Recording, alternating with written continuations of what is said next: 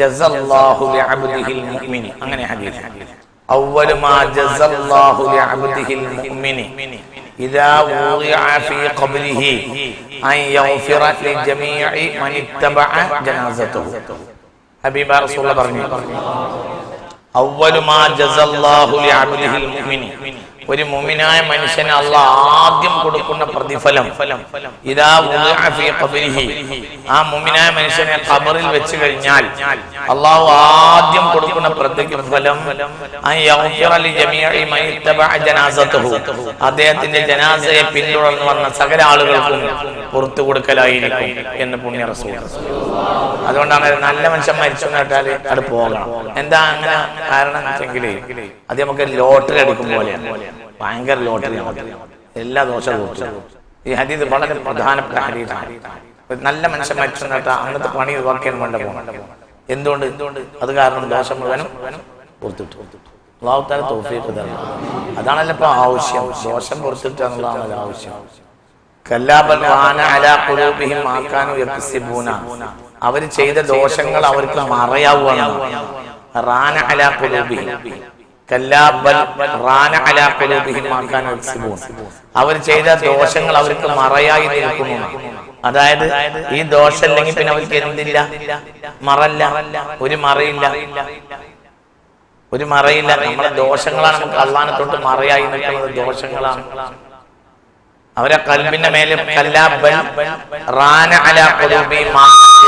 അവർ ചെയ്തു കൂട്ടിയ ദോഷങ്ങൾ അവർക്ക് മറയായി തീരുന്നു, അള്ളാഹുവിലേക്ക് മറയായി തീരുന്നു ഈ ദോഷങ്ങൾ. അതാണ് നീങ്ങിയാലോ ക്ലിയറാവും. അല്ലാഹു തആല തൗഫീഖ് തരട്ടെ.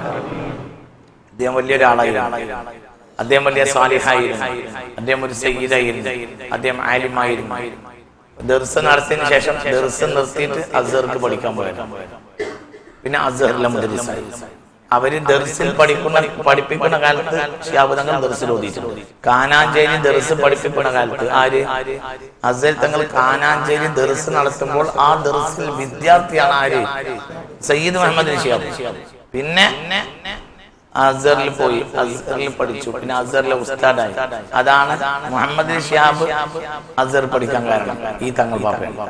വലിയ ആളാണ്, വലിയ ആളാണ്, ഇതല്ലേ അലിമല്ലേ.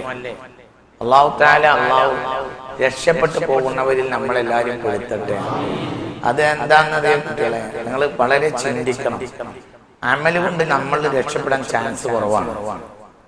ഒന്ന്, നമ്മളെ അമല് അജൂഫാണ്, നമ്മളെ അമലിന് കണ്ടാവും. കാരണം എന്തുകൊണ്ട്? അമല് നമുക്ക് കിബറാണ്ടാക്കി തീർക്കാം. അല്ലാഹു തആല നമ്മളെ കാക്കട്ടെ. അമല് കൊണ്ട് നമ്മൾക്ക് രക്ഷപ്പെടാൻ സാധ്യത വളരെ കുറവാണ്. നമ്മളെപ്പോലത്തെ ആളുകൾ പ്രത്യേകിച്ച് അമലും രക്ഷപ്പെടില്ല. ആരും രക്ഷപ്പെടില്ല. നമ്മുടെ കാര്യം പറയും വേണ്ട. കാരണം നമ്മളെ അമല് തന്നെയല്ല. നമ്മളോട് അമല് കൊണ്ട് എന്താണ് നടക്കണത് വെച്ചാൽ ആ നേരത്ത് നുണ പറിച്ചിൽ നിന്നല്ലോ എന്നുള്ളൊരു സന്തോഷം മതി. ഓൻ നിസ്കരിച്ചോണ്ട് ആ നേരത്തെ ഓൻ വിത്തനുണ്ടാക്കിയില്ലല്ലോ, അൽഹംദുലില്ലാഹ്. ഒരു ബ്രേക്ക് അത്രത്തിന് നമ്മളെ അമലിൽ കണക്കാക്കിയാൽ മതി. പിന്നെ എന്തേ ഉള്ളൂന്നറിയോ? ഈ കഥ അറിയാതെ ആട്ടം കണ്ടിട്ട് കാര്യമല്ല കുട്ടികളെ. നല്ല മനുഷ്യന്മാരൊപ്പം കൂടിയ രക്ഷപ്പെടും. അത് എന്റെ ആയുസ്സിൽ എനിക്ക് പഠിച്ച ഒരു വിവരാണ്. ഞാൻ മനസ്സിലാക്കിയെടുത്തോളം അതിനേക്കാൾ വലിയ അമലില്ല. അതാണ് ഏറ്റവും വലിയ അമൽ. നല്ല മനുഷ്യന്മാര്, കാരണം അമലി കൊടുക്കേണ്ട ആവശ്യം അള്ളാഹ്ക്കില്ല. ഇനി നമ്മളെ പറ്റി പറയാം. നമ്മളെ അമല് ചെയ്ത അല്ലാഹു തആലക്ക് ലാഭമല്ല നഷ്ടമല്ല, ലാഭമല്ല നഷ്ടമല്ല. അള്ളാഹ്ക്ക് ലാഭം ഉണ്ടാക്കാൻ നമുക്ക് കഴിയൂല, അള്ളാഹ്ക്ക് നഷ്ടപ്പെടുത്താനേ കഴിയും. അള്ളാഹു ഒനിയാണ്, അതിനേക്കാൾ സുബ്ഹാനല്ലാഹ്. അപ്പൊ നമ്മളെ നിസ്കാരം ഒരു നിലക്ക് അല്ലാഹു തആലക്ക് ആവശ്യമില്ല. പിന്നെ ഇപ്പൊ എന്തേ ഉള്ളൂന്നറിയോ? പറഞ്ഞ പണി എടുക്കുക, അത്ര തന്നെ. പറഞ്ഞ പണി അങ്ങനെ എടുക്കുക, പറഞ്ഞ പണി എടുക്കുക. ഇളക്കം നിന്നാല് സ്വന്തം മുഖം വെള്ളത്തിൽ കാണാം. അപ്പൊ എന്ത് ചെയ്യാ? പൊയ്ക്ക് നോക്കി നിൽക്കുക. ഏതെങ്കിലും കാലത്ത് ഇളക്കം നിന്നേക്കാം, അപ്പൊ കാണാൻ മുഖം. ചിലപ്പോ ആയുസിൽ ഇളക്കം തീരെ നിൽക്കാതെയും വരാം. പണ്ട് പല ആളുകളും പുഴയ്ക്ക് നോക്കി നിന്നിട്ടുണ്ട്, മുടി ചീകിയിട്ടുണ്ട്, മീശ പിടിക്കുകയും താടി വെട്ടുകയും ഒക്കെ ചെയ്തിട്ടുണ്ട്. എന്തൊക്കെ നോക്കിയിട്ട്? പുഴയ്ക്ക് നോക്കിയിട്ട്. നമ്മൾ വന്നപ്പോൾ കലക്കം വെള്ളമാണ്, അത് ഇളകി കുത്തി മറിഞ്ഞു വരിക. എന്നാലും നമുക്ക് എന്ത് ചെയ്യാ? നോക്കി നിൽക്കാം. ഏതെങ്കിലും കാലത്ത് ഇളക്കം നിന്നാല് താടി ഓടിക്കാം, അല്ലെങ്കിൽ താടി അങ്ങനെ നീണ്ടു. ഇതാണ് നമ്മളെ അവസ്ഥ. ചിലപ്പോ നമ്മൾ മരിക്കണം വരെ ഈ പോയിന്റ് അളക്കം നിൽക്കൂല, നിൽക്കലുണ്ടാവില്ല, നിൽക്കലും കാറുണ്ടാവില്ല. നിന്ന് കഴിഞ്ഞാലോ ഇതിൽ സ്വന്തം മുഖം കാണാം, കണ്ണാടിനേക്കാൾ തെളിഞ്ഞ് കാണാം. എന്ത് ഇതിനൊക്കെ കാണാം. പക്ഷെ ഇളക്കം നിൽക്കണം, അതാണ് വിഷയം. നമ്മൾ ഇളക്കം നിൽക്കുന്നില്ല. നമ്മൾ എന്തുകൊണ്ട് ഇളക്കം നിൽക്കാത്ത എന്തുകൊണ്ടെന്ന് വെച്ചാല് സത്യത്തിൽ കുഴപ്പം എവിടെയല്ല, കുഴക്കല്ല, കുഴക്കല്ല കുഴപ്പം, കുഴക്കല്ല കുഴപ്പം എവിടെയാ? കൽബിന. പുഴ സ്വച്ഛന്തമായി നിൽക്കുകയാണ്, പക്ഷേ കൽബ് ഇളകുന്നത് കൊണ്ട് പുഴ ഇളകായി തോന്നുകയാണ്. സത്യത്തിൽ പുഴയല്ല ഇളകുന്നത്, കൽബാണ്. അത് നമുക്ക് തിരിയായിട്ടാണ്. എന്താണ് അങ്ങനെ വെച്ചാൽ അറിയേണ്ടത് മനുഷ്യന്മാർക്ക് അറിയില്ല. അറിയാൻ ഇബ്ലീസോട്ട് സമ്മതിക്കില്ല, അറിയാൻ സമ്മതിക്കില്ല. അതന്നെ അതിങ്ങനെ അരിമലെടുക്കും. അല്ലാഹു തആല നമ്മളെ കാത്ത് രക്ഷിക്കട്ടെ. അപ്പൊ പിന്നെ എന്താ? കൽബിന്റെ സ്വഭാവ കൊണ്ട് രക്ഷപ്പെട്ട ആളുകളെ കൂട്ടത്തിൽ രക്ഷപ്പെടാൻ നോക്കണം. തൃപ്പഞ്ചിയിലെ എന്റെ പ്രസംഗം കേട്ട ആളുകൾ കൈപ്പൊക്കി ആരാളുള്ളത്? അവിടെ കുറച്ച് കാര്യങ്ങൾ പറഞ്ഞിരുന്നു. എന്താ നമുക്കറിയോ? അല്ലാഹു സുബ്ഹാനഹു വ തആല ഫമിൻഹും ളാലിമുൻ ലിനഫ്സിഹി, ചില ആളുകൾ നഫ്സിനെ പീഡിപ്പിക്കാൻ തയ്യാറാണ്. ഒരാണ് വലിയ കൂട്ടക്കാരൻ, നഫ്സിനെ പീഡിപ്പിക്കും. നഫ്സിനെ അവർ പീഡിപ്പിച്ചത് പഠിക്കും. കാരണം നഫ്സ് അവർക്ക് ഒന്നുമല്ല. നമ്മളെ പ്രശ്നം എന്താന്ന് വെച്ചാൽ കുട്ടികളെ, നമ്മൾ നഫ്സിന്റെ അടിമകളാണ്. റമളാൻ മാസത്തില് ശൈത്താനെ കെട്ടിടും എന്ന് പറയും. എന്നിട്ട് ഇവിടെ എല്ലാ കുതിരകളിയും നടക്കും. സത്യത്തിൽ ഏറ്റവും കുതിരകളി നടക്കുക റമളാനില്. അപ്പൊ ഈ ആളുകൾ വന്ന് ചോദിക്കും, അല്ല മൂല്യരെ, റമളാൻ മാസത്തില് ശൈത്താനെ കെട്ടിടുന്ന് പറഞ്ഞിട്ട് ഇവിടെ എന്തേ ഒന്നും നിൽക്കാൻ? എല്ലാ തോന്നിയാസം ഇവിടെ നടക്കണ്ടല്ലോ. അതിന് റമളാനിൽ ശൈത്താനെ കെട്ടുന്നേ പറഞ്ഞിട്ടുള്ളൂ. ശൈത്താനേക്കാൾ വലിയ ശൈത്താനാണ് നഫ്സ്. ഓനെ കെട്ടൂല, ഓനെ ഒരു കാലത്തും കെട്ടൂല. നഫ്സ് നന്നാകണം. നഫ്സ് നന്നായ നന്നാവും. അല്ലാഹു തൗഫീഖ് തരട്ടെ. അങ്ങനെ മനുഷ്യന്മാരെ, നഫ്സ് എന്ന് പറഞ്ഞാൽ റമളാൻ മാസത്തിൽ നഫ്സ് ശൈത്താനെ കിട്ടുള്ളൂ, ആരെ കിട്ടൂല. ഭയങ്കര കള്ളൻ, ഭയങ്കര കള്ളൻ. വമാ ഉബർരിഉ നഫ്സി ഇന്നൻ നഫ്സ ലഅമ്മാറത്തുൻ ബിസ്സൂ. നഫ്സ് എന്ന് പറഞ്ഞ ചീത്തയെ കൽപ്പിച്ചുകൊണ്ടേ നഫ്സാണ് വലിയ ഭാഗ്യം. ഈ നഫ്സിനെ നന്നാവും ചെയ്യും. നഫ്സിന് വടം കെട്ടണം. വടം അങ്ങനെ കെട്ടാൻ കഴിയൂല. മെരിഞ്ഞ ആനല്ലാതെ മെരിഞ്ഞ താനെ പിടിക്കാൻ കഴിയൂല. അതേ ജീവിയാണ് ആന. ആനന്റെ പുറത്ത് ഇതിലെ മനുഷ്യന്മാര് ഇങ്ങനെ നടക്കും. എന്താ ഒരു വ്യത്യാസം? ഒന്ന് വടം കെട്ടിയ ആനയാണ്, ഒന്ന് വടം കെട്ടാത്ത ആനയാണ്, ഒന്ന് മെരിഞ്ഞതാണ്. ഇതാണ് നഫ്സിന്റെ വ്യത്യാസം. നഫ്സിന് വടം കെട്ടണം. നഫ്സിന് വടം കെട്ടിയ പിന്നെ എന്തും നഫ്സ് കേൾക്കും. പക്ഷെ നഫ്സിന് വടം കെട്ടാൻ കഴിയൂല. നഫ്സിന് വടം കെട്ടണമെങ്കിൽ മെരിഞ്ഞ ഒന്നിനെ കിട്ടണം. ശേഖനെ കിട്ടണം, ശേഖനെ കിട്ടണം. അത് വടം കെട്ടിയ നമ്മൾ വടം കെട്ടാത്ത. നിങ്ങൾ മൊയ്തീൻ ശേഖെന്ന് കേട്ടിട്ടില്ലേ? അത് വടം കെട്ടിയാനെ, നമ്മള് വടം കെട്ടാത്ത. അത് വടം കെട്ടിയാണ്. വടം കെട്ടിയ ആനക്ക് വടം കെട്ടാത്ത ആനയെ മെരിക്കാൻ കഴിയും. വടം കെട്ടണമെങ്കിൽ ആദ്യം ആന വാരിക്കുഴി ചാടണം. നമ്മളെ കുഴപ്പം എന്താണെന്നറിയോ? എന്താണ്? വാരിക്കുഴി ചാടിയില്ല. വാരിക്കുഴിയാണ് ചാടിയാൽ വട കിട്ടും. വാരിക്കുഴി ക്യാൻസർ. ഡോക്ടർ എന്ത് പറഞ്ഞു വേണം? ഇത് നിങ്ങൾക്ക് രക്ഷ എല്ലാവരും രക്ഷ ഉണ്ട് പറഞ്ഞാലും പോകും. വടം കെട്ടിയില്ല. 10-75 വയസ്സ് കഴിഞ്ഞ് വടം കെട്ടിയില്ല. വടം കെട്ടണമെങ്കിൽ വടമുള്ളവനെ കഴുത്ത് നീട്ടി കൊടുക്കണം. നിങ്ങൾ തലയെക്കെട്ട് കണ്ടിട്ട് എല്ലാത്തിനും കൂടി വടം കൗത്ത് നീട്ടി കൊടുക്കണ്ട. പല തലയെക്കെട്ടിനും വടം കെട്ടിയില്ല. തടി നന്നാകണമെങ്കിലേ വടം അല്ലാതെ ആരായിട്ട് കാര്യമില്ല. വടം കെട്ടണമെങ്കിൽ വടം കെട്ടിയവനെ കഴുത്ത് നീട്ടി കൊടുക്കണം. നന്നാവൂല. എടാ പരിശുദ്ധ ഖുർആനിൽ നിസ്കാരത്തിനെ പറ്റി അവസാനം പറഞ്ഞത് കാണിച്ചിരടാ നിസ്കരിച്ചോലെ എന്നാണ്. സ്വർഗം തരാന്നല്ല, എന്നിട്ട് വേരിയടാന്നാ. എന്തേ? പടം കിട്ടാതെ നിസ്കരിച്ചു. പരിശുദ്ധ ഖുർആൻ നിസ്കാരത്തിനെ പറ്റി അവസാനം പറഞ്ഞത് നിസ്കരിച്ചോരെ വേരിയടാ മാഷറിക്ക് പാണിയാക്കൂടങ്ങളെന്നാണ്. അങ്ങനെയല്ലേ പറഞ്ഞത്? നിസ്കാരം നഫ്സ് നന്നാക്കണം. നമുക്ക് ഇതിലങ്ങനെ നടക്കുമ്പോൾ തോന്നും ഇതൊക്കെ നമ്മളതാണ്. ഈ ആനക്കും തോന്നുന്നുണ്ട് കാടൊക്കെ എന്റേതാണ്. മറ്റോനെ തോന്നുള്ളൂ പടം കിട്ടിയോന്ന് തോന്നും, വലിയ ആനയാണെന്ന് തോന്നും. ഞാന് ചെങ്ങലന്റെ ഉള്ളിൽ ബന്ധിതനായി നിന്നുവാൻ അല്ലാഹു തആല നമ്മളെ കാക്കട്ടെ. أرأيت الذي يكذب بالدين فذلك الذي يدعو اليتيم ولا يحض على طعام المسكين فويل للمصلين. നിസ്കരിച്ചവരെ വൈൽ എന്ന നരകമാണ്. നിസ്കരിക്കാത്തവരെ നരകം സഖറാണ്, നിസ്കരിച്ചവരെ നരകം വൈലാണ്. രണ്ടും കൂടി കമ്പയർ ചെയ്താൽ ഏറ്റവും അപകടകരമായ നരകം വൈലാണ്. നിസ്കരിക്കാത്തവരെ നരകമാണ് സഖർ. അങ്ങനെയാ. മാ സലകകും ഫീ സഖർ ഖാലൂ ലം നകു മിനൽ മുസല്ലീൻ വലം നകു നുത്ഇമുൽ മിസ്കീൻ വകുന്നാ നഖൂദു മഅൽ ഖായിദീൻ വകുന്നാ നുകദ്ദിബു ബിയൗമിദ്ദീൻ ഹത്താ അതാനൽ യഖീൻ فما تنفعهم شفاعة الشافعين. നരകവാസികളോട് ചോദിക്കൂ, മാ സലകകും ഫീ സഖർ, നീ സഖർ, നിങ്ങൾ സഖർ എന്ന നരകത്തിൽ കിടക്കാനുള്ള കാരണം എന്താണ്? ഖാലു, അവരുടെ മറുപടി ലം നകു മിനൽ മുസല്ലീൻ, ഞങ്ങൾ നിസ്കരിച്ചവരെ കൂട്ടത്തിൽ കൂടിയില്ല. അപ്പോൾ നിസ്കരിക്കാത്തവർക്ക് കിട്ടുന്ന നരകം സഖറാണ്. നിസ്കരിച്ചവർക്ക്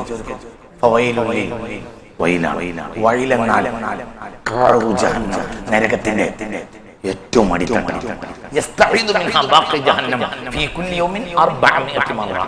നരകത്തിന്റെ മറ്റു ഭാഗങ്ങൾ ഒരു ദിവസം 400 വട്ടമെങ്കിലും അള്ളാഹുവിനോട് പേടിച്ചു പറയും, അല്ലാഹ് നീ ഞങ്ങൾ നരകമാക്കിയതോ ആക്കി, എന്താക്കരുത്, വൈലാക്കില്ല എന്ന് പറയും. അതാണ് വൈലാണ്.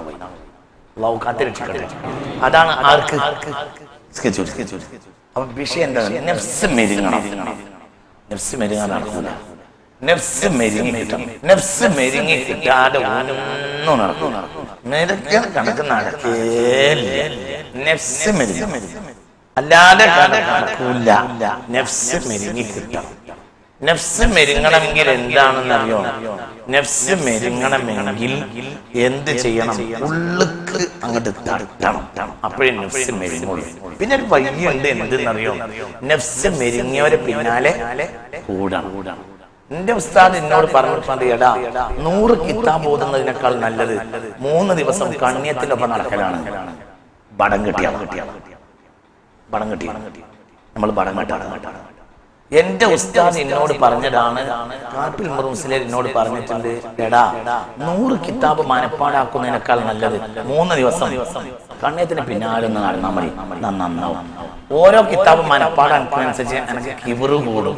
കണ്ണിയത്തിന്റെ ഒപ്പം കൂടിയാലേ 3 ദിവസം കൂടിയാലേ എനിക്ക് മനസ്സിലാവും ഇതൊരാളന്നെ അല്ല, ഈ ഒരു നാക്കാലിനേക്കാൾ മോശമാണ്. അപ്പൊ മനുഷ്യനെ തിരിച്ചറിവുണ്ട്. എന്ത് തിരിച്ചറിവ്? ഞാൻ നാക്കാലിയേക്കാള് മോശാണ് എന്നാണ് മനസ്സിലായാൽ മനസ്സിലായി, നന്നാവും. അങ്ങനെയാണ്. നാശാകത്തിൽ നന്നാവില്ല. നമ്മളെ പ്രശ്നം നമ്മൾ കാലം വരെ നാശായിട്ടില്ല. അതാ നമ്മൾ ഇനി നന്നാകണമെങ്കിൽ എന്ത് വേണം? അലിൽ ഖവാസ് എന്ത് ചെയ്യും? പള്ളിയുടെ മുന്നിൽ വന്ന് അങ്ങനെ ഇരിക്കും. നിസ്കരിക്കാൻ പള്ളിയൊക്കെ ഇമാം ഷഅറാനി തങ്ങൾ പള്ളിയിലെ മുദരിസ. ഇമാം ഷഅറാനി റളിയല്ലാഹു അൻഹു പള്ളിയിലെ മുദരിസ. പള്ളിന്റെ മുന്നിൽ അങ്ങനെ നോക്കി കുത്തിരിക്കും അലിൽ ഖവാസ്. ആ നാട്ടിൽ നിസ്കാരം കഴിഞ്ഞ് പോകുന്നവര് മുഴുവനും കളിയാക്കും. ആരെ? ഒരു താന്ത പള്ളിയേറില്ല. അപ്പോഴൊക്കെ അലിൽ ഖവാസ് അങ്ങനെ ചിരിക്കും. അങ്ങനെ ഒരു ദിവസം സുബഹി നേരത്താണ്, നല്ല മഞ്ഞുണ്ട്. മിസ്റിലാണ് സംഭവം. നല്ല മഞ്ഞുണ്ട്. സുബഹി നിസ്കരിച്ച് ആളുകൾ ഇറങ്ങുന്നു. ആ കൂട്ടത്തിൽ ഇമാം ഷഅറാനിയും ഇറങ്ങി. അപ്പൊ ഈ തന്തണ്ട് പിന്നെ അവിടെ ഇരിക്കുന്നത്, പള്ളിന്റെ മുന്നിൽ ഇരിക്കുന്നത്. അതില് ഇമാം ഷഅറാനിക്ക് ദേഷ്യമാണ്. ഈ അത് മഞ്ഞത്ത് ഇരിക്കാണ് തന്ത. ആ പള്ളിയെ കൊണ്ട് നിസ്കരിക്കാൻ കയറിക്കൂടെ തന്ത ഞങ്ങൾക്ക് നിശ്ചയം. അപ്പോൾ പറഞ്ഞേ,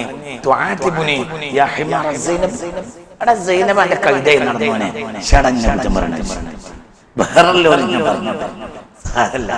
നാടന്മാരാ ഇജാനട പറഞ്ഞു. ഹിമാറായി നടന്ന ഇജാനട എന്നെ കുറ്റം പറഞ്ഞു. അപ്പൊ ഇമാം ഷെഹ്റാനിക്ക് ബേജാറായി. ഇമാം ഷെഹ്റാനി മാപ്പാക്കണേ. അതായത് എന്താ സംഭവം എന്ന് വെച്ചപ്പോൾ മിസ്റിലെ പ്രധാനപ്പെട്ട മുദരിസായിരുന്നു ആര്? ഇമാം ഷെഹ്റാൻ. ഇമാം ഷെഹ്റാൻ ചെറുപ്പക്കാരത്തിയായ ഭാര്യ, ഒരു ഭാര്യ. അന്ന് ആ വീട്ടിൽ ഭാര്യന്റെ അടുത്ത് പോകേണ്ടതാണ്. അങ്ങനെ ഭാര്യന്റെ അടുത്ത് പോയി ചെന്ന് രാത്രി ഭാര്യന്റെ അടുത്ത് ഉറങ്ങേണ്ടതാണ്. അപ്പൊ ചെറുപ്പക്കാരത്തി പെണ്ണാണ്.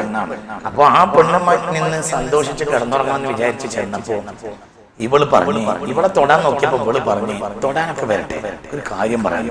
ആരോട്? ഷെഹ്റാനി മാമ.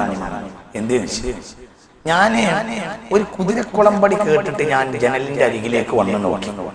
അപ്പോൾ ഒരു കുതിരക്കാരൻ തന്റെ ഭാര്യയെ കുതിരപ്പുറത്ത് വെച്ച് കൊണ്ടുപോവാ. അപ്പൊ ഞാൻ ആ കൗതുകം നോക്കി. കാരണം അങ്ങനെ ആലോചിക്കുകയും ചെയ്തു, എന്റെ പുതിയാപ്പിള ഒരിക്കലും നിങ്ങൾ ഇന്നെ അങ്ങനെ കൊണ്ടുപോവില്ല. ഒരു കുതിരപ്പുറത്ത് കയറി നിൽക്കാനുള്ള ഒരു ഭാഗ്യം എന്നെ പോലത്തെ ഒരു കൊണ്ടും ഉണ്ടാവില്ല. നിങ്ങൾ വലിയ മൂല്യരല്ലേ, നിങ്ങൾ കുതിരപ്പുറത്ത് ഇങ്ങനെ ബാക്കിൽ ഇരുത്തിയൊന്നും എന്നെ കൊണ്ടുപോവില്ല. എനിക്കാകട്ടെ അത് വലിയ വിഷമമായി. പിന്നെ ഞാൻ അങ്ങനെ ആലോചിച്ചു, ഇങ്ങനെ വരട്ടെ, നിങ്ങളോട് ഈ സങ്കടം പറഞ്ഞാൽ നിങ്ങളടുത്ത് എന്തെങ്കിലും പരിഹാരം ഉണ്ടാവും. അപ്പോൾ ഷെഹ്റാനി മാമ ചോദിച്ചു, എന്താ എന്റെ അടുത്ത് പരിഹാരം? എനിക്കിപ്പോ അത് എന്നെ കുതിരനെയും കൊണ്ടുപോകാൻ, പുറത്തെത്തി കൊണ്ടുപോകാൻ. അപ്പൊ പറഞ്ഞു, അങ്ങാടി പോകേണ്ട സുഖമുണ്ട് കുതിരപ്പുറത്ത് പോയാൽ, നാടാകെ കാണുകയും ചെയ്യാം. പിന്നെ കുതിരപ്പുറത്തിരിക്കുന്ന രസമുണ്ട്, അതും അനുഭവിക്കാം. അതിൽ അങ്ങാടി പോകേണ്ട സുഖം ഞാൻ വർജിക്കാം, കാഴ്ചകൾ കാണുന്ന സുഖം ഞാൻ വർജിക്കാം. പക്ഷെ കുതിരപ്പുറത്ത് ഇരിക്കുന്ന രസമുണ്ട്, അതെങ്കിലും എനിക്ക് കിട്ടണ്ടേന്ന് വെച്ചു. അതിനെന്താ പരിഹാരം? പരിഹാരം ഒന്നുമില്ല. നിങ്ങൾ മുട്ടും കൈയും മുട്ടുംകാലും കുത്തി ഈ റൂമിൽ ഇങ്ങനെ നിന്നില്ല. അപ്പൊ ഞങ്ങളെ പുറത്ത് കയറി കേൾക്കും. എന്നിട്ട് ഈ റൂമിലൂടെ മുഴുവൻ നിങ്ങൾ എന്നെ ഒന്നിങ്ങനെ ചുറ്റിക്ക. എന്നിട്ട് നിങ്ങൾ പറഞ്ഞത് എന്തിനാണെങ്കിലും ഈ രാത്രി ഞാൻ വഴിപ്പെട്ടോളാം. ഭയങ്കര സ്നേഹമാണ് ഈ പെണ്ണിനോട്. ഇപ്പൊ പുതിയെന്ന് ഇങ്ങനെ പറഞ്ഞതുകൊണ്ട് ഇമാം ഷെഹ്റാനി സത്യത്തിൽ കുടുങ്ങി. അവസാനം എന്ത് ചെയ്ത്, യവാഖിയത്ത് ലോകം കണ്ട തസൗഫിലെ കിതാബ് എഴുതിയ ആളാണ് ആര്? പിന്നെ ഇപ്പോഴൊന്നല്ലോ, പിന്നെ ഇമാം ഷെഹ്റാനി ലോക പ്രശസ്തമായ കിതാബുകളെല്ലാം എഴുതിയത് ഈ സംഭവത്തിന് ശേഷം. ഹൃദയത്തിനെ പൊട്ടിക്കുന്ന കിതാബുകളെല്ലാം എഴുതിയത് ഈ സംഭവത്തിന് ശേഷം. അപ്പോൾ എന്ത് ചെയ്ത്, ആയിക്കോട്ടെ സമ്മതിച്ച് മുട്ടുകാലും മുട്ടുകൈയും ഇങ്ങനെ കുത്തി നിന്നോടുത്ത് പെണ്ണുങ്ങൾ പുറത്ത് കയറി റൂമിൽ കൂടി ഇങ്ങനെ നടന്ന് നമുക്ക് പോണ്ടിയായില്ലേ മതിയായി എന്ന് പറഞ്ഞു. ആയിക്കോട്ടെ. ആ രാത്രി ആ പെണ്ണിനെ അനുഭവിക്കേണ്ട സുഖമൊക്കെ അനുഭവിച്ച് തഹജ്ജുദൊക്കെ നിസ്കരിച്ച് കുളിച്ച് സന്ധ്യ നിസ്കരിച്ച് നേരെ പള്ളിയേക്ക് ജമാഅത്തിന് ഇമാമത്തിക്കാൻ വേണ്ടി വന്ന് ഇമാമത്ത് കഴിഞ്ഞ് മഞ്ഞില് തിരിച്ചു പോരേക്ക് ഓളടുത്തേക്ക് തിരിച്ചു പോകുമ്പോഴാണ് ഇതിന്റെ തന്ത് ഒന്ന് പള്ളിയൊക്കെ സൈനബക്ക് കൈദ്യായിട്ട് ഇന്നലെ രാത്രി റൂമിൽ കൂടി നടക്കല്ലേനോ, നമുക്ക് എനിക്ക് പണി കൽക്കൽ മാപ്പാക്കണം. അപ്പൊ ലോകത്ത് നടക്കുന്ന കാര്യമൊക്കെ ഒരു അബദിന് വേണമെങ്കിൽ സ്വന്തം മനസ്സിന്റെ കണ്ണാടി കാണാൻ കഴിയും. ഈ വിവരം എനിക്ക് പറഞ്ഞു തരണമെന്നാണ്. അപ്പോൾ പറഞ്ഞു 3 മാസം ഖുർആൻ ഓതാൻ പാടില്ല, 3 മാസം ഖുർആനേ ഓതാൻ പാടില്ല, ഫർള് നിസ്കരിക്കുക, സൂറത്ത് വരെ ഓതാൻ പാടില്ല എന്ന്. ഒന്നും പഠിക്കാൻ പാടില്ല, ഒരു വഴക്കും പറയാൻ പാടില്ല, ഒന്നും കേൾക്കാൻ പാടില്ല. പഠിച്ചത് പരമാവധി മറക്കാൻ നോക്കാം. 3 മാസം ഒന്നും ഓടിയില്ല, ഒന്നും പഠിച്ചില്ല, ഒന്നും പറഞ്ഞു കൊടുത്തില്ല, തിരിച്ചു. അപ്പോൾ അലിയുൽ ഖവാസ് ചില വിവരങ്ങൾ പറഞ്ഞു കൊടുത്തു. ആ വിവരത്തിൽ നിന്നാണ് ലോകം കണ്ട ഇമാം ഷെഹ്റാനി ഉദയം കൊള്ളുന്നത്. അതിനെ എഴുതിയത് ഇതിനൊന്നും തത്തുല്യമായ കിതാബ് ലോകത്തില്ല. എന്തൊരു കിതാബാണ്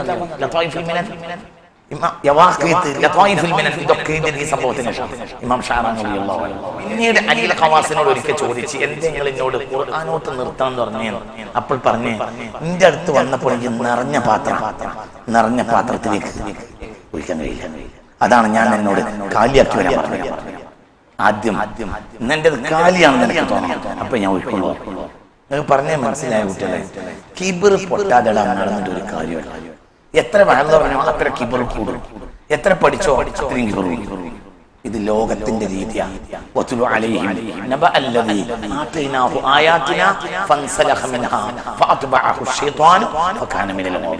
ولو شئنا لرفعناه بها ولكنه أخلد إلى الأرض واتبع هواه فمثله كمثل الكلب. ആരാണ് അയാള് പറയുന്നത് വേദമായിരുന്നു അത്രേ. തൗറാത്ത് ഇറങ്ങുന്നതിന് മുമ്പ് അയാൾ പറയുന്നതായിരുന്നു വേദം. അയാളുടെ പേരാണ് ആറാഫ് സൂറത്തിലുണ്ട് ഇയാളെ പറ്റി. ലോകം കണ്ട ഏറ്റവും വലിയ പണ്ഡിതനാണ് ഇയാൾ കാഫറായി ചത്ത. എന്തേ? മടങ്ങിട്ടില്ല, നഫ്സ് മരിക്കില്ല. അത് തന്നെ പ്രശ്നം. കിബ്റട് കൂടി അയാൾ മരിച്ചു വീണപ്പോൾ അയാളുടെ മുന്നിൽ 12,000 മഷിക്കുപ്പി ഉണ്ടായിരുന്നു. എന്തിന്? ഇയാളുടെ ശിഷ്യന്മാർ എഴുതാൻ ഉപയോഗിക്കുന്ന മഷിക്കുപ്പി എത്ര? 12,000. ഈ ആയത്തിന് വ്യാഖ്യാനം. ഇന്നിപ്പോ നമ്മൾ പഠിക്കുന്നതും കേൾക്കുന്നതും ഒക്കെ കിബ്ർ കൊണ്ട് മനുഷ്യൻ നന്നാവും. കിബ്റിന്റെ വിവരം കൊണ്ട് മനുഷ്യൻ നന്നാകണമെങ്കിൽ കുട്ടികളെ അടി കിട്ടണം. അങ്ങനെ തന്നെ നമ്മൾ ഏതെപ്പോ നമ്മൾക്ക് ദീനെന്താ അതും അറിയില്ല. ഞാൻ പറയട്ടെ, നമ്മൾ ആരെ പോലെയാന്ന് ചോദിച്ചാല് കന്നന്തേക്ക് വരുന്ന ഒരു കച്ചവടക്കാരനെ പോലെയാണ്. 10-20-30 കൊല്ലായി കന്നന്തയിൽ വരുന്നത്. ഈ ചന്തന്റെ അപ്പുറത്ത് യന്ത്ര ഊഞ്ഞാലുണ്ട്. ആ ഭാഗത്തേക്ക് കാലം വരെ അവൻ പോയിട്ടില്ല. അവിടെ അത് ഉണ്ടെന്ന് ഇവനോട്ട് അറിയൂല. മനുഷ്യന്മാരെ മടിയൊന്നും വേണ്ട, നമ്മൾക്കൊന്നുമില്ല. ഞാൻ പറയട്ടെ, വലിയ വലിയ ഒരുപാട് ലോകങ്ങളുണ്ട് ഈ ചന്തകൾ. ഇവൻ ഇക്കാലം വരെ വന്നത്, ഇവൻ ഈ 10-25 കൊല്ലം വന്നിട്ട് എന്തേ കണ്ടിട്ടുള്ളൂ? ചാണകവും കാലികൾ പായുന്നതും കച്ചവടത്തെ ഉറപ്പിക്കുന്നതും കയറ് വലിക്കുന്നതും കൊടുക്കുന്നതും ഇത് തന്നെ ഇവൻ കണ്ടിട്ടുള്ളൂ. ഇതിനപ്പുറത്ത് മഹാരസകരമായ ലോകം ഉണ്ട് ആ ഭാഗത്തേക്ക് ഇവൻ ഇക്കാലം വരെ. ഇതാണ് നമ്മളെ ഇസ്ലാം. ഇതാണ് നമ്മളെ ഇസ്ലാം. നമ്മൾ 10-25-35 കൊല്ലായിട്ട് കാലി വെക്കുന്നിടത്ത് മാത്രം വന്നതാണ്. അപ്പുറത്ത് എന്തൊക്കെയോ ഉണ്ട്. ആ ഇസ്ലാമിലേക്ക് കാലം വരെ നമ്മൾ കേറി പോയിട്ട് നമുക്കിവിടെ അറിയില്ല. അതുകൊണ്ട് നമുക്ക് ചാണകം ഇങ്ങനെ വാസനിക്കും. നമ്മളെ സദാ നേരം ചാണകമാണ്. കാരണം അവിടെ നമ്മൾ അപ്പുറത്തേക്ക് നമ്മൾ പോയി നോക്കിയിട്ടില്ല. ഇവിടെ അത്ര വെക്കുന്ന ഒരു ലോകമുണ്ട്, അവിടേക്ക് നമ്മൾ എത്തിയിട്ടില്ല, അവിടേക്ക് നമ്മൾ പോയിട്ടില്ല. അപ്പൊ നമ്മുടെ അവസ്ഥ എന്താന്ന് വെച്ചാൽ, നമ്മളെ അവസ്ഥ നമുക്ക് ഈ ചന്ത എന്ന് പറഞ്ഞാൽ എന്താണ്? ചാണകം മണക്കണം. മുമ്പ് നമ്പൂരി തീവണ്ടിക്കാരി ഒരു കഥ ഉണ്ട്. നമ്പൂരി ആദ്യമായിട്ട് തീവണ്ടി കയറി അങ്ങനെ ഇങ്ങനെ ഗ്ലാസ് വിൻഡോയിലൂടെ നോക്കിയപ്പോ ഇങ്ങനെ മരങ്ങളൊക്കെ ഇങ്ങനെ പായുന്നതും നോക്കുന്നതും കണ്ട് നമ്പൂരി ഇങ്ങനെ ഇരുന്ന്, ഇവിടെ വിൻഡോന്റെ അവിടെ ഗ്ലാസ് ഉണ്ടെന്ന് പോലും ഇതിന്റെ ചൊറുക്കൊണ്ട് ആരറിഞ്ഞില്ല, നമ്പൂരി അറിഞ്ഞില്ല. മുറുക്കിയിട്ട് ഇങ്ങനെ മരം പായണ ഇങ്ങനെ നോക്കിയിട്ട് നീട്ടിയൊരു തുപ്പാട് കൊടുത്തു. അപ്പോൾ ഗ്ലാസ് വിൻഡോയിൽ പട്ടിയ തുപ്പ് നീര് നേരെ സായിപ്പന്മാരെ നിലക്കണ വീണ്. സായിപ്പന്മാർ കശ്മീർ പറഞ്ഞ് അതൊന്നും നമ്പൂരിക്കോട്ട് തിരിഞ്ഞൂല്ല. അങ്ങനെ ഇറങ്ങേണ്ട സ്റ്റേഷനിൽ വണ്ടി നിർത്തിയപ്പോ പാഞ്ഞ നമ്പൂരി ഇറങ്ങാൻ നോക്കുകയാണ്. ഡോറിന്റെ അവിടെ ബെന്നോടുകൂടെ സായിപ്പം പിന്നിൽ വന്നിട്ട് ചവിട്ടാട് നല്ലൊരു ചവിട്ട പ്ലാറ്റ്ഫോമൊക്കെ മറിഞ്ഞു വണ്ടി പോവുകയും ചെയ്തു. പിന്നെ നമ്പൂരി എപ്പോഴും പീഡിയക്കൊലയമേൽ ആരെങ്കിലും തീവണ്ടിനെ പറ്റി പറയാൻ മൂപ്പരെന്നെ തീവണ്ടിയിലെ വർത്താനം എടുത്തിടും. തീവണ്ടി ഭയങ്കര രസമാണ്. ആ മരം ഭയങ്കര പന്തലാണ്. എന്താണ് മരത്തിന്റെ പാച്ചില്, ഇതും മുക്കലും അതൊക്കെ കൽക്കരിയും ഇതെല്ലാം പറഞ്ഞിട്ട് പിന്നെ മൂപ്പര് പറയും. എന്നാലും അവസാനം ഇറങ്ങണ നേരത്തൊരു ഷൗട്ടുണ്ട്, അതാണ് കഴിക്കാൻ കഴിയാത്തത് എന്ന് പറയുന്നത്. മൂപ്പര് കണ്ട തീവണ്ടി അതാണ്, നമ്മൾ കണ്ട ഇസ്ലാം മതം ഇതാണ്.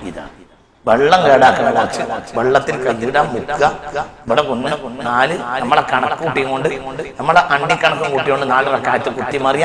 ഇതിനപ്പുറത്തൊരു ഇസ്ലാം മതം നമ്മൾ കണ്ടിട്ടില്ല. അതെന്തേ അങ്ങനെ ആയി എന്ന് വെച്ചാൽ, സക്കാത്ത് എന്നത് വലിയ വിഷയമാണ്. സക്കാത്ത് എന്ന ശുദ്ധീകരണം, അത് ശുദ്ധിയാവില്ല. ശുദ്ധി ഉണ്ടെങ്കിൽ എല്ലാം ക്ലിയർ ആവും.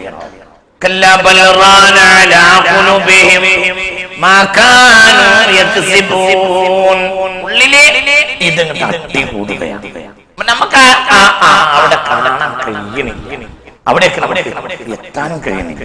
അല്ലാഹു സുബ്ഹാനഹു എന്തുകൊണ്ട് അതിനപ്പുറത്തേക്ക് നമുക്ക് പ്രയാസവുമാണ്. സഫ്വാൻ ഇബ്നു സുലൈം എന്നൊരു മഹാനെ പറ്റി ഞാൻ പറഞ്ഞിരുന്നു തൃപ്പഞ്ചിയിലെ പ്രഭാഷണത്തിൽ. ആരെങ്കിലും ശ്രദ്ധിച്ചോ? സഫ്വാൻ ഇബ്നു സുലൈമിനെ പറ്റി ഞാൻ പറഞ്ഞിരുന്നു. സഫ്വാൻ ഇബ്നു സുലൈം താബിഈങ്ങളിൽപ്പെട്ട മഹാനായിരുന്നു. അദ്ദേഹം ആഹദലില്ലാഹി അല്ലാ യർതജഅ അലാ ഫിറാഷിൻ ഹത്താ യൽഹഖ ബിറബ്ബിഹി, മരണം വരെ കിടക്കൂലാണ് പ്രതിജ്ഞ ചെയ്തു. ഫആശ ബഅദഹാ 40 സന, പിന്നെ 40 കൊല്ലം ജീവിച്ചു. കിടന്നേനല്ല, അതൊക്കെ എളുപ്പമാണ്. കാരണം അവർ വടം കെട്ടിയ അവർക്ക് പ്രയാസം ഉണ്ടാവും. അള്ളാഹുവിനോട് കരാർ ചെയ്തു, അല്ലാ യൽതജഅ, കിടക്കന്നല്ല, അലാ ഫിറാശി, ഒരു വിരിപ്പുമേൽ കിടക്കൂല, ഹത്താ യൽഹഖ ബിറബ്ബിഹി, മരിക്കുന്നത് വരെ കരാർ ചെയ്തു അള്ളാഹുവിനോട്. ആര്? സഫ്വാൻ ഇബ്നു സുലൈം റളിയല്ലാഹു അൻഹു.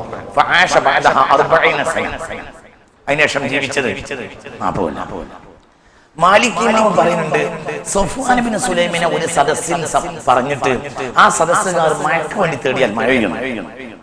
കാരണം അത്ര വലിയ ത്യാഗിയാണ് സഫ്വാൻ ഇബ്നു സുലൈം റളിയല്ലാഹു അൻഹു. അപ്പൊ നിങ്ങൾക്ക് ചോദിക്കുന്നത്, അങ്ങനെയൊക്കെ ക്ഷീണിപ്പിക്കാൻ പറഞ്ഞിട്ടുണ്ടോ എന്നുള്ളടത്ത് വേറൊരു വാക്കും കൂടി കൂട്ടണം. നമ്മളോട് പറഞ്ഞിട്ടുണ്ടോ? പറഞ്ഞോണ്ട് ആരെയില്ല, അത്രേ ഉള്ളൂ. ചികിത്സിക്കുക എന്നല്ല ബഹുമാനപ്പെട്ട സയ്യിദുനാ സിദ്ദീഖ്, മരണം വരെ ചികിത്സിച്ചിട്ടുള്ള സയ്യിദുനാ സിദ്ദീഖ്. യസ്അലൂനക മാദാ യുൻഫിഖൂന, എന്താണ് ചെലവാക്കേണ്ടത് എന്ന് ആളുകൾ വന്ന് ചോദിക്കും. ഖുലിൽ അഫ്വ, പൊരയിലെ ചെലവും മറ്റും കഴിച്ചിട്ട് ബാക്കി ചെലവഴിച്ചാൽ മതി ഖുർആൻ. എന്നിട്ട് ഈ ഖുർആനെ മറികടന്ന് നബി സല്ലല്ലാഹു അലൈഹി വസല്ലം യസ്അലൂനക മാദാ യുൻഫിഖൂന, എന്താണ് ചെലവഴിക്കേണ്ടത് എന്ന് ആളുകൾ വന്ന് ചോദിക്കും. ഖുലിൽ അഫ്വ, നിങ്ങളുടെ കുടുംബത്തിന്റെയും ആവശ്യം കഴിഞ്ഞിട്ട് ബാക്കി ചെലവഴിച്ചാൽ മതി എന്ന് ഖുർആൻ കൽപ്പിച്ചു.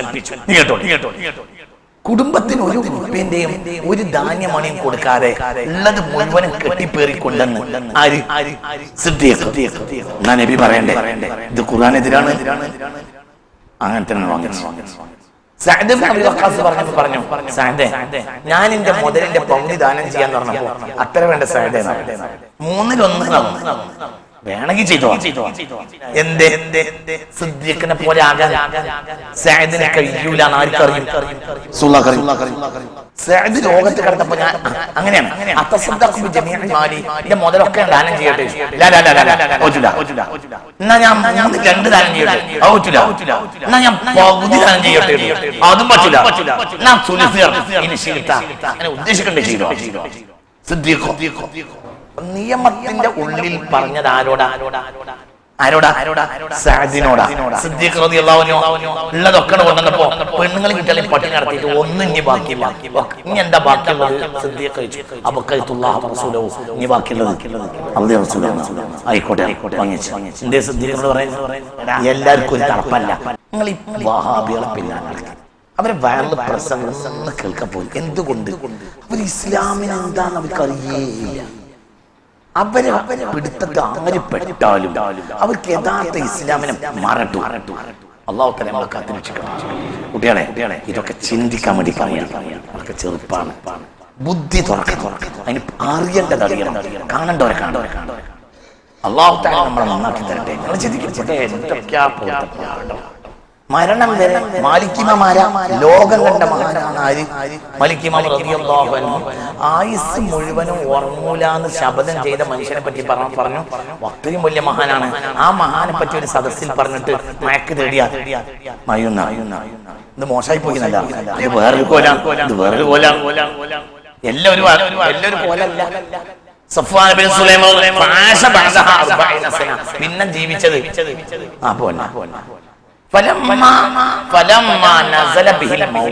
മരണമാസന്നമായപ്പോൾ ഖാദിമായ ആള് വന്നിട്ട് പറഞ്ഞു, യാ സയ്യിദി,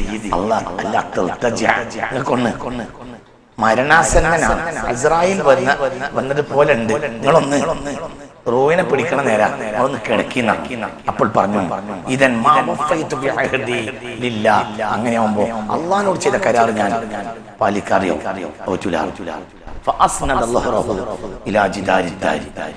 വീട്ടിന്റെ ചുമരുമക്ക് ഇങ്ങനെ ചായച്ചു.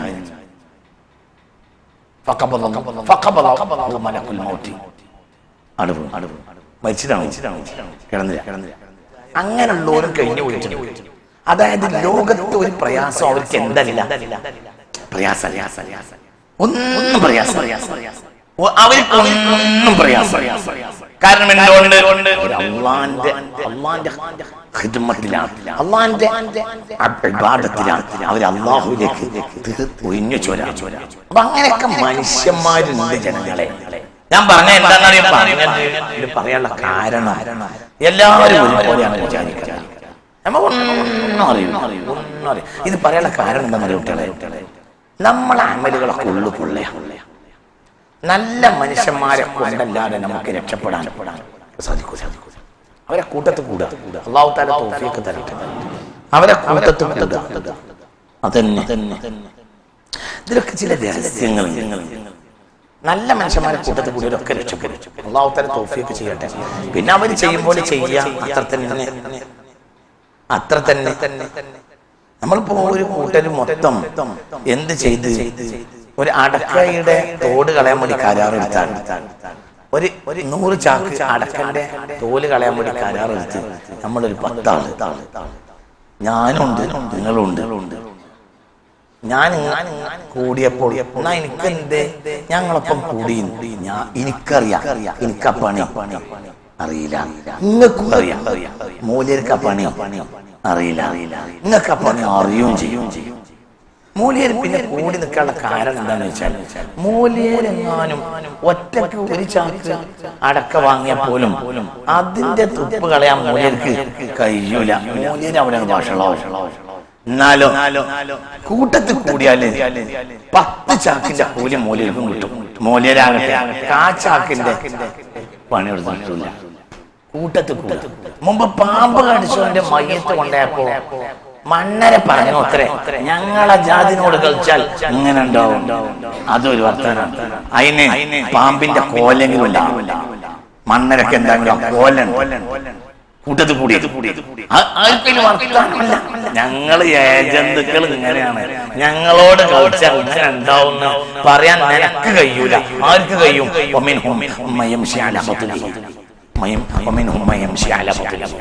അവർക്ക് സർവ്വരാജ്യ തൊഴിലാളികളെ സംഘടിക്കുക എന്ന് പറഞ്ഞ നടക്കാം. മുഹമ്മദ് തൊഴിലാളിയല്ല, മുഹമ്മദ് അടിമയാണ്. അടിമക്ക് കൂലി ഉണ്ടാവില്ല. അവിടെ ഈ ആൾ തൊഴിലാളിയല്ല, അടിമയാണ്. അടിമക്ക് എന്തില്ല? കൂലില്ല, ചെലവില്ല, ഒന്നുമില്ല. അപ്പോൾ മുഹമ്മദ് നബിയെ പറ്റി പറഞ്ഞാല് കമ്മ്യൂണിസം വരെ ഉണ്ടാക്കാൻ പറ്റില്ല. കാരണം മാനിഫെസ്റ്റോയിൽ പറഞ്ഞത് കൂലി കിട്ടാൻ അവകാശമുള്ള ആളുകളെയാണ്. അതിന്റെ അടിയുള്ളവരെ പറഞ്ഞിട്ടില്ല. മുഹമ്മദ് നബി അതിന്റെ അടിയില്ല. മാനിഫെസ്റ്റോയിൽ പറഞ്ഞത് തൊഴിലാളികളെ പറ്റിയല്ലേ, അടിമനെ പറ്റി പറഞ്ഞു ഇല്ലല്ലോ. അടിമക്കോ കൂലി എന്നല്ല. മുഹമ്മദോ അടിമല്ലേ. സർവ്വരാജ്യ തൊഴിലാളികളെ സംഘടിക്കുവിൻ എന്ന് പറയാൻ ആർക്ക് അവകാശമല്ല? മുഹമ്മദ് നബിക്ക് അവകാശമല്ല. കാരണം ആരല്ല? തൊഴിലാളിയല്ല, അടിമ. പോയി കഴിഞ്ഞ് അതും നടക്കില്ല. ഒരവകാശം.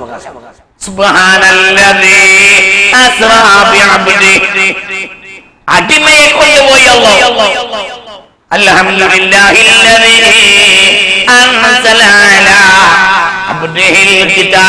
അടിമക്ക് ഖുർആൻ ഇറക്കി കൊടുത്തു. അടിമയോട് അടിമക്ക് അടിമയാണ് മുഹമ്മദ്. അടിമയാണ്. ഏതെങ്കിലും ഒരു ഹദീസിൽ റസൂൽ എന്നും അടിമയെന്നുമുള്ള ഒരു ഹദീസിൽ റസൂലിനെ മുന്തിച്ച ഒരു ഹദീസ് ലോകത്ത് കാണില്ല. എവിടെയും മുന്തില്ല. അടിമയാണ്. അഷ്ഹദു അൻ ലാ ഇലാഹ ഇല്ലല്ലാഹു വഹ്ദഹു ലാ ശരീക ലഹു വഅഷ്ഹദു അന്ന മുഹമ്മദൻ അബ്ദുഹു വറസൂലുഹു. റസൂലുഹു അബ്ദുഹു എന്നില്ല, എല്ലായിടത്തും അബ്ദുഹു റസൂലുഹു. മുന്തിക്കൽ റസൂലിനല്ല, അബ്ദിനെ. അടിമയാണ് മുഹമ്മദ്. മുഹമ്മദ് നബി അടിമയാണ്. അപ്പൊ അല്ലാഹു തആലക്ക് തൊഴിലാളികളെ ആവശ്യമാണ്. അല്ലാഹു തആലക്ക് ആവശ്യം തൊഴിലാളികൾക്ക് കൂലി കൊടുക്കേണ്ടി വരും. നിങ്ങൾ നമ്മൾ അള്ളാഹിനെ പറ്റി കേട്ടിട്ടില്ലേ? അള്ളാഹ്ക്ക് ആരെ ആവശ്യമില്ല? തൊഴിലാളി ആവശ്യമുള്ളത് അടിമ ആണെങ്കിൽ പടം കെട്ടി തല്ല് കിട്ടിയെങ്കിൽ തല്ല് കിട്ടും, ചോറ് കിട്ടിയാൽ ചോറ് കിട്ടും. എവിടെയാണോ പിരമിഡുകൾ ഉണ്ടാക്കിയത് ഇസ്രായേലി അടിമകളാണ്. എപ്പോൾ അടി തുടങ്ങി അപ്പോൾ പണി തുടങ്ങി, എപ്പോൾ ചാട്ടവാറെടുത്തോ അവിടെ കടന്നു. അവരാണ് പിരമിഡുകൾ ഉണ്ടാക്കിയത്. ഏറ്റവും വലിയ പിരമിഡ് ഖൂഫുവിന്റെ പിരമിഡാണ്. ഗീസയിൽ 30 ലക്ഷം കല്ലുകൾ കൊണ്ടാണ്. ചെറിയ കല്ല് 1 ടണ്ണാണ്, വലിയ കല്ല് 8 ടണ്ണാണ്. അങ്ങനെയുള്ള 30 ലക്ഷം കല്ലുകൾ കൊണ്ടാണ് ഒരു പിരമിഡ്. അങ്ങനത്തെ 100 കണക്കിന് പിരമിഡ് അടിമകൾ ഉണ്ടാക്കി. കൂലിയില്ല, ശമ്പളമല്ല, ചോറുമില്ല, എന്തെങ്കിലും ജീവൻ കിടക്കാൻ തല്ലും കൂടാ. അതേ വാക്കാണ് ആരെ പറ്റി പറഞ്ഞത്? മുഹമ്മദിനെ പറ്റി പറഞ്ഞത്. സുബ്ഹാനല്ലാഹി. പിന്നെ ഞാനും നിങ്ങൾ മാത്രം എങ്ങനെ തൊഴിലാളികളാണ്? നേതാവിന് അടിമ, പിന്നെ നമ്മളെങ്ങനെ തൊഴിലാളിയാവുക? അപ്പൊ അള്ളാഹ്ക്ക് ആവശ്യമില്ല, തൊഴിലിന്റെ ആവശ്യമില്ല. അള്ളാഹ്ക്ക് ആവശ്യം അടിമ ഒന്നും അടിമക്ക് ഒന്നുമില്ല. അത് തല്ലിട്ടേ തല്ലുള്ളൂ, ചവിട്ടിട്ടേ ചവിട്ടുള്ളൂ, ചോറിട്ടേ ചോറുള്ളൂ, കിടക്കാൻ പറഞ്ഞാൽ കിടക്കും, പോകാൻ പറഞ്ഞാൽ തന്നെ അടിമ. അപ്പൊ ബാടം ബാടം കെട്ടിയവനുണ്ടടാ മൊയ്തീൻ ഷെയ്ഖ്. ബാടം കെട്ടിയവനാ, കവിട്ടിൽ ബാടുണ്ട് മൊയ്തീൻ ഷെയ്ഖിന്. എനിക്കും നിങ്ങൾക്കും ഇതുവരെ ബാടം കെട്ടി. बाड़न घटा अल्लाह तौफीक देते वैसे खुदा मस्त न शर्क़ी है न ग़र्बी दिल मेरा न दिल्ली न सफ़ाहा न समरकंद എന്നൊരിക്കൽ ഇഖ്ബാൽ പറഞ്ഞു. ദർവേശേ खुदा मस्त न शर्क़ी है न ग़र्बी दिल मेरा न दिल्ली न सफ़ाहा न समरकंद.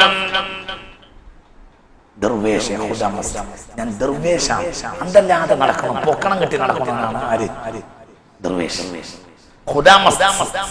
ഖുദയുടെ കാര്യത്തിൽ മത്ത് പിടിച്ചു വേന. ഖുദാനെ പറ്റി ആലോചിച്ചിട്ട് പടച്ചവനെ പറ്റി ആലോചിച്ച് മത്ത് പിടിച്ച കള്ളൂടിയനാണ് ഞാൻ. കിഴക്കനുമല്ല, ഞാൻ പടിഞ്ഞാറിനുമല്ല. ദിൽ മേര ദില്ലി, എന്റെ വീട് ഡൽഹിയിലുമല്ല. അന്ന് ഇഖ്ബാലിന്റെ വീട് ഡൽഹിയിലാണ്. ഇസ്ഫഹാനിലുമല്ല, സമർക്കന്ദിലുമല്ല. എവിടെയോ അള്ളാഹുവിന്റെ പ്രപഞ്ചത്തിന്റെ ഒരു സ്ഥലത്താണ്. ഇത് ഡൽഹിയാണോന്ന് പോലും എനിക്കറിയില്ല. ഞാൻ ഭ്രാന്തനാണ്. ദർവേശേ ഖുദാ മസ്ത് ന ശർഖി ഹൈ ന ഗർബി ദിൽ മേര ദില്ലി ന സഫാഹാ ന സമർക്കന്ദ്. മത്തട് പിടിക്കണം. മത്തങ്ങോട്ട് പിടിച്ചാലേ മത്ത് തലേക്കടുത്ത് കയറണം. അല്ലാഹു തആല തൗഫീഖ് തരട്ടെ. അതങ്ങോട്ട് തേറിയാൽ അത് കേറിയാൽ കേട്ടോണ്ടാവില്ല, പഠിച്ചോണ്ടാവില്ല.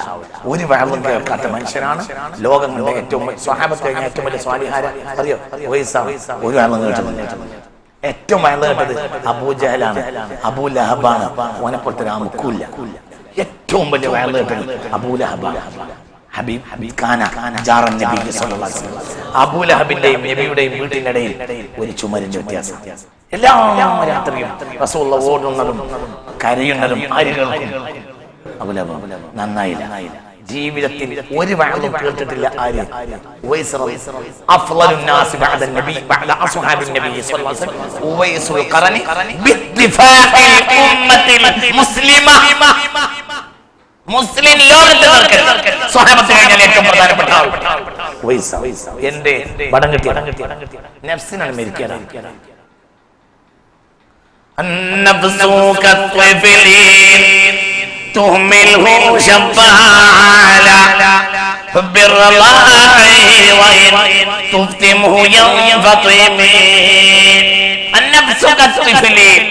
എന്ന് പറഞ്ഞാൽ ഒരു കുട്ടിയെ പോലെയാണ്.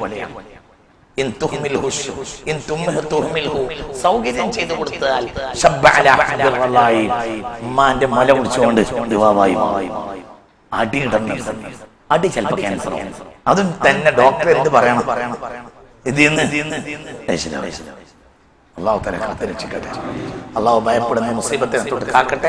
അള്ളാഹു ഉള്ളു നന്നാകാൻ അള്ളാഹു തആല തൗഫീഖ് തരട്ടെ. ഉള്ളു നന്നാകാൻ അള്ളാഹു തആല തൗഫീഖ് തരട്ടെ. ഉള്ളു നന്നാകാൻ അള്ളാഹു തആല തൗഫീഖ് തരട്ടെ. ഉള്ളു നന്നാകാൻ ആമീൻ എന്ന് പറഞ്ഞാൽ പോരടാ, മേലും അടിയിലും കണലിലാണ്. കട്ടി കൂടിയാൽ അങ്ങനെയാണ്, കട്ടില്ലെങ്കിൽ പിന്നെ ചെറിയ ചൂടുണ്ടായാൽ മതി. അങ്ങനെയാണ്. പത്തിരിക്ക് തീ കത്തുന്ന നേരത്ത് ഉമ്മ തീ വലിക്കും. കൽത്തപ്പം എന്ന് പറയും ഞങ്ങളെ മലപ്പുറം ഭാഷയിൽ. കൽത്തപ്പാകുമ്പോ എന്ത് ചെയ്യുന്നറിയോ?